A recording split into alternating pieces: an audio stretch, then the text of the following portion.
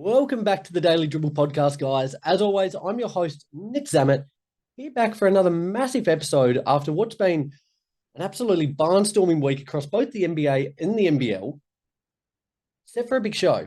Now, guys, as you know, if you're a hardcore NBA fan, you often know that by about this point of the season, the games start to drop off in intensity. A lot of the storylines, a lot of the standings, for the most part, are essentially wrapped up.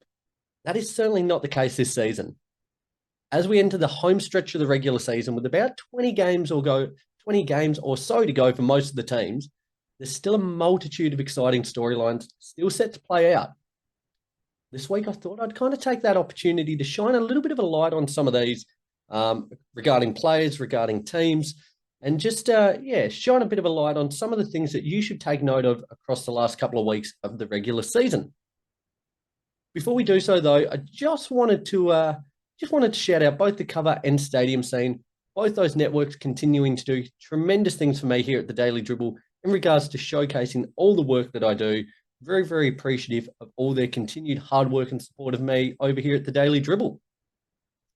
And as always, a big shout out to you guys, continuing to stay up to date with all of the socials, Instagram, Facebook, YouTube, Twitter, and TikTok, ensuring you're getting all the latest news from both the NBA and the NBL, as that reaches its crescendo at the moment. The semi-finals are currently taking place, Melbourne and Illawarra, and Perth and the Jack Jumpers in the other matchup there. Certainly an exciting time there. So continue to stay up to date with those socials to get all the latest news there as it breaks. Let's not stand on ceremony any longer. Let's get into some very quick odds and ends, starting first and foremost with the news that Russell Westbrook has undergone surgery on his fractured left hand. That happened at the start of last week. The hope is with that one that he'll return in time for the start of the playoffs. Now, he's averaged 11 points, 5 rebounds, 4 assists in his role off the bench this season, and has been a huge, huge factor as to why their bench production is so good. Certainly looking to get him back as soon as possible. As an entertainer, I think he's still must-watch TV, even as he enters the back nine of his career. Certainly don't want to say the Clippers do well as a Lakers fan, but nevertheless hope to see Westbrook back as soon as possible there. Andrew Wiggins from the Warriors has set to return after tending to a serious family matter during the week. This is kind of quite timely, given the fact that Chris Paul's recently just returned as well. They currently sit 9th in the Western Conference. They'll be hoping to put a really big late push in, trying to potentially move up to a guaranteed playoff spot. If not, hopefully a 7th to 8th finish at the least, just to ensure they get that double opportunity in the play-in tournament.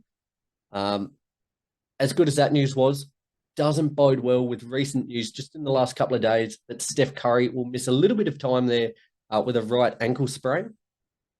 The hope with this one is that, well, there's optimism, should I say, that absence won't be too long. Hoping a couple of games.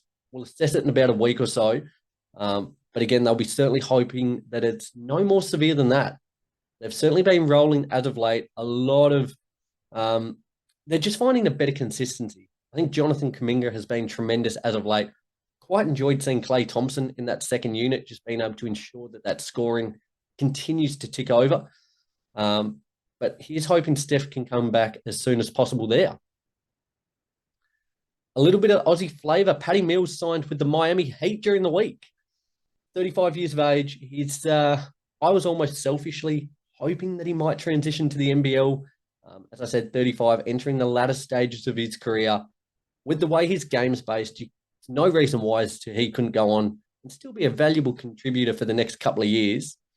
As I said, NBL would have been phenomenal. Didn't play out that way, but will join the Heat in what I think is quite a handy move. Again, kind of as I just mentioned and alluded to about Klay continuing to tick the offense over there, coming off the bench for the Warriors. Patty Mills, again, a lights-out three-point shooter, will certainly be able to provide a bit of benefit, I think, for that Heat team. As well, just another guy that probably epitomises Heat culture there. Being from Australia, he's certainly no slouch to hard work, Patty Mills there. So I think a very, very tidy pickup for the Miami Heat on that one. Two-time All-Star Isaiah Thomas is still in pursuit of an NBA return down the stretch of his career. He's set to join the Utah Jazz G League affiliate team, the Salt Lake City Stars there. Already played a game, and it was quite an impressive game at that. In his debut the other day, he dropped 32 points, 4 assists, went 7 of 23 from the field, 5 of 17 from three, but it coincided with a win there. So, again, another player somewhat like Patty Mills. He was down here in Australia over the last couple of weeks. He said that if he came to the NBL, he would be MVP of the league. Now, he certainly believes he's still got plenty left in the tank there. I believe he does too. I don't know about that call of being MVP. I don't think he's quite aware of how talented the league is now. But nevertheless, would certainly love to see him back in the NBA to have one more crack at it. I think he could still be a valuable part of any roster moving forward. Kind of forget that he was an MVP candidate, not that long ago. So would love to see him back in the league as well. We knew it was only a matter of time. Ben Simmons is now out for the remainder of the season, whilst he consults with specialists and explores treatment options for the nerve impingement in his lower back. Now, this injury certainly has plagued him quite a bit over the season, over the last couple of seasons, should I say. Over the last 3 seasons, he's played 57 games, Ben Simmons, whilst missing 114. Now, it is such a shame because when he's healthy, he's such a gifted point guard. His ability to read the play and actually find passes is second to none. But we just haven't seen him on the court enough. And until that time, I believe seeing is believing. I have lost pretty well all faith in him until I can actually see some consistent court time, that is. I've lost a lot of faith. I think it could be time to come home to the NBL. Now, I've spoken about that a bit over the last couple of players, the NBL tie-in. But for a player like Simmons, where his body's failing him quite a lot at the moment, coming to the NBL where the schedule is nowhere near as vigorous, I think would be nothing but advantageous for him. It would be great for the league. It would be great for him to play in front of home fans. Certainly something I think he should explore. I know he's still in the prime of his career. Certainly with the injuries, doesn't feel like his prime. But it's certainly an option worth exploring there for Simmons, I believe. In other injury news, Cleveland Cavaliers forward Evan Mobley is likely to miss extended time with a sprained left ankle, a little bit more severe there than Steph Curry's. Had a phenomenal season in his own right, averaging 15.5 points, 10 rebounds, and 3 assists. Certainly going to play a big role in their push for a big postseason run once he returns. Again, they'll be hoping that's as soon as possible because he has been cash money this year. Super exciting to watch. And he's going to form a huge part of their core moving forward over the next 5 to 10 years. He's hoping for a speedy return for Mobley because with him healthy, a healthy Spider Mitchell, healthy Darius Garland, Jared Allen there, there's a lot to like about this Cavs team, and I think a team that could certainly cause some headaches and problems for some of the heavy hitters within the Eastern Conference there. In not so good news for Pacers guard Benedict Mathurin, he's going to undergo season-ending surgery on a torn right labrum there. This is a big blow for them. He's been, I think, probably one of the most underrated players in the league this season.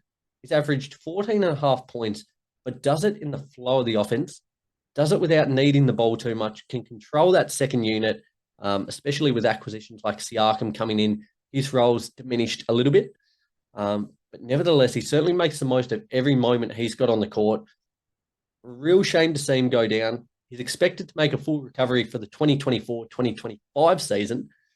But nevertheless, a big blow in their aspirations for a deep push this year, I think, for the Pacers. They've been on a little bit of a downwards turn as of late, but certainly there's still optimism that they, again, kind of like the Cavs, probably to a slightly lesser extent, but cause some headaches there in the Eastern Conference. They've dipped down to 8th as it currently sits with a 35-29 record. They're only a couple of games back of a potential home court series there, but with the way momentum's currently carrying them, it's not looking too positive there in Indiana. Finally, on odds and ends there, guys, another injury, bit of news out of the Timberwolves camp.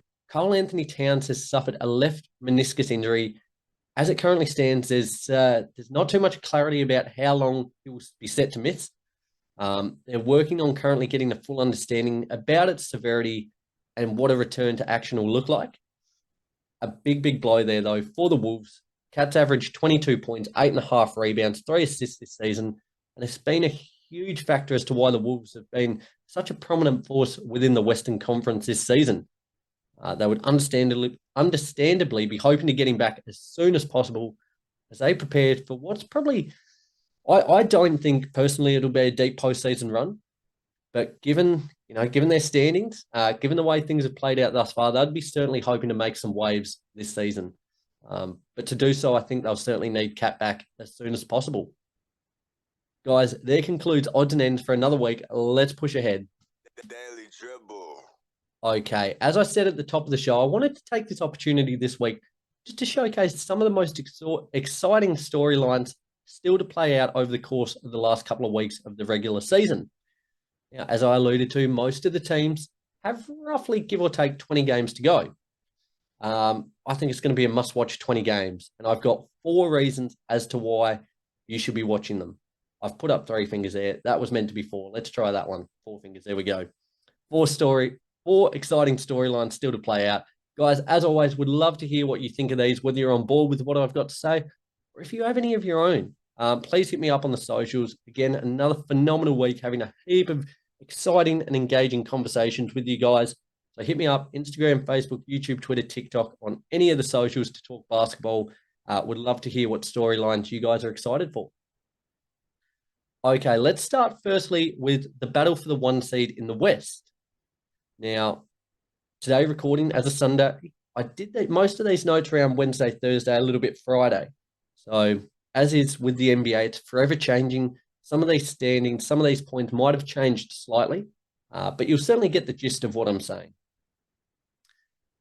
As I said, the battle for the 1 seed in the West, as it currently sits, the Wolves are currently leading the charge. Now, this is probably the tightest race in recent memory, I think. Should I say OKC have just jumped them, followed by the Wolves. The Nuggets and Clippers there are knocking on the door as well. But in terms of this race, I'm going to back in the Thunder at the moment. Now, with the Wolves losing Cat, I think that might hinder them quite a bit. He has been such a focal point for them this season. A lot's going to be relying on Rudy Gobert stepping up on both ends of the court, and has been phenomenal. I think arguably one of the most improved players in the league this season. He's elevated himself to superstar status, I believe. That being said, losing a player at the caliber of Karl Towns, I think is going to hinder them. But the Nuggets, whilst I don't think they'll be quite as worried about the 1 seed, I think wherever they finish, they'll believe that they can actually make a deep run at it. They probably won't put, the whole house in terms of going for that 1 seed. Whilst for the Clippers, they're a little bit further back there. Would need a big last home stretch run to actually clinch that 1 seed. Certainly not outside the realms of possibility. But just with the way their offense has been as of late, Westbrook going down, don't have quite as much faith in them. So therefore, I'm going to go with the Thunder to clinch the 1 seed. Again, though, every game for those 4 teams is going to matter at the moment. At the moment, as of writing, there's 2.5 games separating 1 to 4, and only 1 game between the top 3. So, as I said, with a tick under 20 games to go, every game counts. Would love to hear from you guys who you think will clinch the 1 seed. I'm rocking with the Thunder, just because of how I think they're intent on probably making a statement. As has been the case that I've said quite extensively, they're a team that's going to be built for the next 5 to 10 years. Not only that, they're a team built for now, as we've seen this season. And I think they'll be quite intent on actually making that a statement. Finishing the 1 seed is a great way in doing so. Should they make a deep run, having that home court advantage for a young and inexperienced team would certainly be advantageous as well. So I've got the Thunder there. Super excited to see how it plays out, though. And again, it just makes every game really super exciting. Across the course of an 82-game season, energy and enthusiasm can sometimes wax and wane. Not the last 20, I don't believe. Secondly, second storyline that I'm super excited for is the MVP race. Now, again, somewhat like the Western Conference standings there, I think this is one of the most exciting MVP races in recent times. The top three favourites at the minute are Nikola Jokic, Shai Gilgeous-Alexander, and Luka Doncic, with Giannis and Jason Tatum there hanging around the outskirts. Whilst Jokic is doing phenomenal things there for the Nuggets, putting up insane numbers once again, it's something we've almost become accustomed to just because he is that good. Likewise, Luka's putting up absurd numbers in his own right. I think the Mavs standing will probably hurt him in that regard. Again, I've got to run with the Thunder. I've got to run with SGA, Shai Gilgeous-Alexander. If they can wrap up the 1 seed, that's going to be a big tick in his column. Currently averaging 31 points, 5.5 rebounds, 6.5 assists, and 2 steals per game. Incredible season. And a big part of the MVP is storyline. Storyline and narrative. If he can lead this team that nobody gave too much thought to this season to a 1 seed, that is certainly a compelling argument to make. So again, I've got to run with the Thunder theme there. I'm running with Shai Gilgeous-Alexander for the MVP award. Incredible to think, how that played out with his switch over from the Clippers to the Thunder. Might be one of the most lopsided trades in NBA history, but not aging very well there for the Clippers, should I say? Thirdly, let's move ahead. Heading out to the Eastern Conference, my third storyline is, can Orlando clinch home court advantage? Now, they've certainly been one of the surprise teams across the league this season. They currently sit, well, as the time of writing, they were 4th. They've since dropped down to 5th, half a game back of the Knicks there. In a very congested middle part of the Eastern Conference, they're just ahead of the Heat, 76ers and Pacers there, just behind the Knicks. I'm super excited to see what they can do, regardless, though, of what happens across the last 20 games, regardless of what happens in the postseason. It's been a very, very successful season for the Magic, I believe.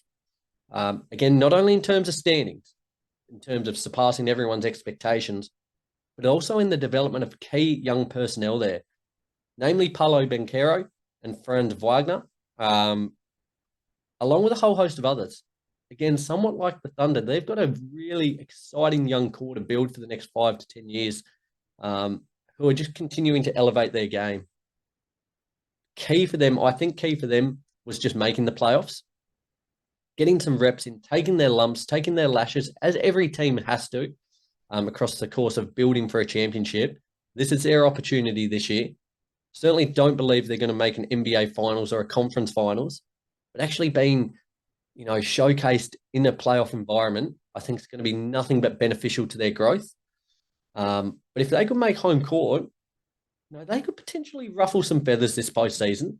As it currently stands, if things were to end today, they'd be away at the moment to the Knicks. But if they can, get a home court matchup against, a Knicks, a Philly, a Pacers, or a Heat, I wouldn't discount them altogether.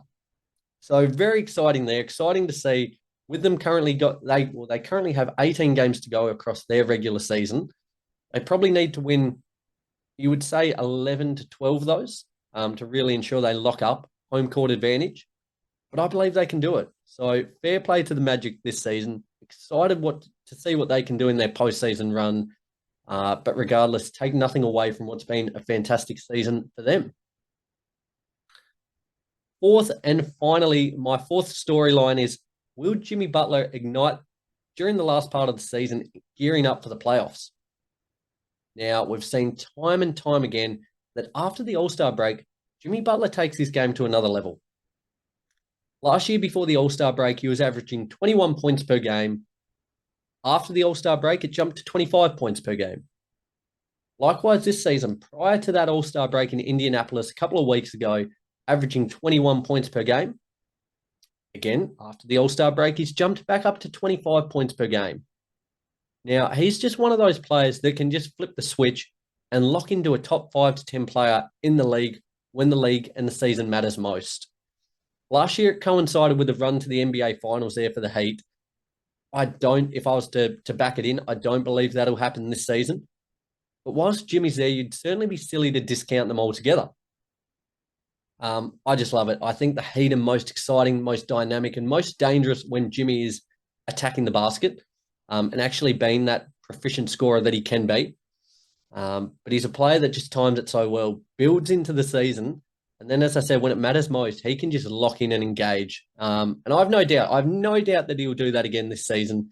With the Heat team that they currently possess with Bam there and Terry Rozier coming into the squad, again, a team to be feared, but a team I don't think will quite make the waves of last season. They'll need Jimmy Butler to be at an MVP level if they are to do so, which is certainly not outside the realms of possibility, but probably not that likely. Nevertheless, excited to see him put the Heat on their back and see how far they'll go this season. Guys, there concludes my 4 storylines that I'm most excited to see play out over the course of the last couple of weeks of the regular season. Just to recap that, I had the battle for the 1 seed in the West. I had the MVP race. I had Orlando, can they potentially clinch home court advantage? And then I had, will Jimmy Butler ignite across the last part of the regular season, leading into the playoffs there? I'm super excited, guys. There's 4 reasons that I think are going to make the last couple of weeks must watch. We'd love to hear what you thought of those ones. We'd love to hear add any of your own there. So continue to keep those conversations going, guys. Hit me up on the socials, Facebook, Instagram, YouTube, Twitter, and TikTok to discuss everything ball. Can't wait to speak to you all again next week. Have a phenomenal week and enjoy what is shaping up, as I've just alluded to, what is shaping up as a huge week of basketball with a huge ramifications across both conferences. Every game's must watch, guys, and I will break it all down with you again next week. Till then, take care.